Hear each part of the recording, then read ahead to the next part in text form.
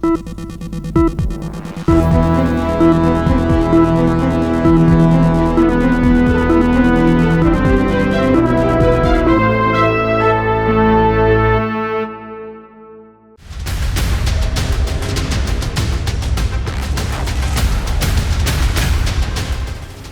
प्रदेश की राजनीति की गाड़ी का स्टीयरिंग कब किस तरफ मुड़ जाए ये कोई नहीं जानता। यूपी की राजनीति में कभी बाहर कभी तकरार की हवाएं चलती ही रहती हैं, लेकिन यूपी विधानसभा उपचुनाव के बाद से पार्टियों के आंतरिक मुद्दों पर ज्यादातर सीटों को लेकर सियासत की हवाएं कभी कभी पॉलिटेड भी हो जाती हैं।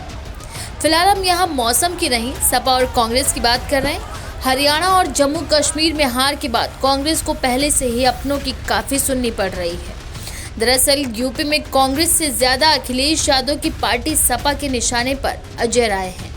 यूपी में उपचुनावों को लेकर सपा की ओर से जारी 6 उम्मीदवारों की सूची के बाद कई सवाल उठने लगे हैं। पहला ये कि मैनपुरी में एक कार्यक्रम के दौरान अखिलेश यादव ने कहा था कि यूपी में कांग्रेस से गठबंधन अब बना रहेगा।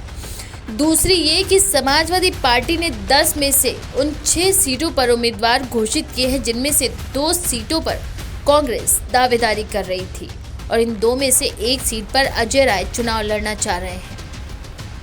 वहीं अजय राय हाल ही में मझवा में कांग्रेस की तरफ से प्रभारी भी घोषित हुए थे। राजनीतिक इतिहासकारों के मुताबिक मिर्जापुर की मझवा सीट पर एक वक्त में कांग्रेस का काफी दबदबा रहा है। सवर्ण मतदाताओं की संख्या भी यहां से काफी ज्यादा है। यूपी कांग्रेस के प्रदेश अध्यक्ष अजय राय भी अपने बेटे शांतनु राय को सियासत में लॉन्च करने की तैयारी में जुटे हुए हैं। ऐसी अटकलें इसलिए भी लगाई जा रही हैं क्योंकि अजय राय अपने बेटे शांतनु को मिर्जापुर की मझवा सीट से चुनाव लड़ाने की सोच रहे हैं। अजय राय ने उत्तर प्रदेश से लेकर दिल्ली आलाकमान तक शांतनु के लिए लॉबिंग शुरू कर दी है। माना यह भी जा रहा है कि गठबंधन में कांग्रेस को मझवा सीट मिल सकती है, लेकिन मझवा से दाव लगाने से पहले अजय राय बयानबाजियों के चलते चर्चाओं में आ गए।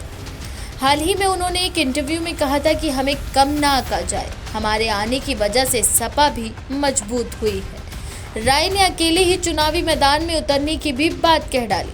भारतीय जनता पार्टी से अपने राजनीतिक करियर की शुरुआत करने वाले अजय राय 2009 से 2012 तक सपा में भी रह चुके हैं। 2012 में राय सपा छोड़ कांग्रेस में आ गए थे। उनकी इस बयानबाजी के बाद अब देखना है कि कांग्रेस उनके लिए क्या फैसला करती है।